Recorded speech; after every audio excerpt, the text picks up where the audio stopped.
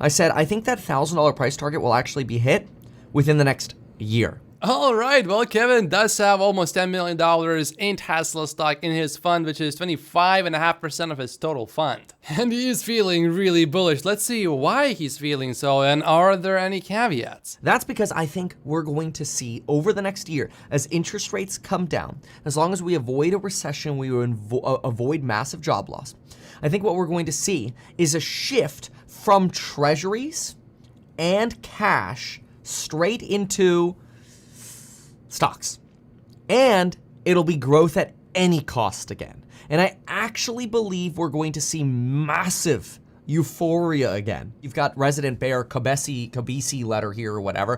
First outflows from treasury funds since February of 2023. Okay, so what did they buy? Investors purchased $24 billion of stocks. Okay, imagine when all of this fat turns into buying stocks. We're just at the beginning. There was another one right here. U.S. commercial bank deposits fell. Right, because people are buying stocks.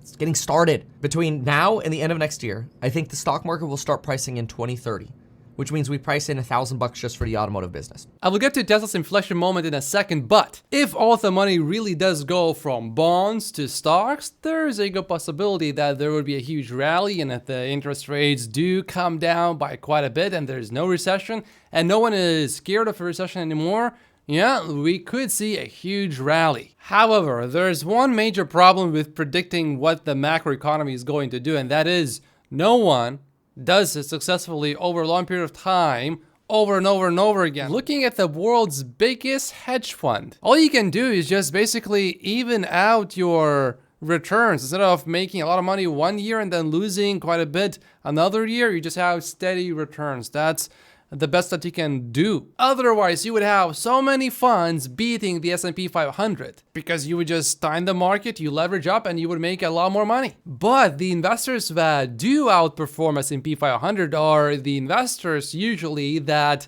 bet on the fundamentals of the companies. For example, like Warren Buffett. And the fundamentals of Tesla are incredibly great in the long term. So whether Tesla stock breaks out next year or year after that or 5 years from now or 7 years from now, it doesn't really matter to me because I'm just buying every single month. And my research is telling me that the stock is worth a lot more money right now than what it is trading for. And you can see how much I'm willing to pay for Tesla stock on my Patreon.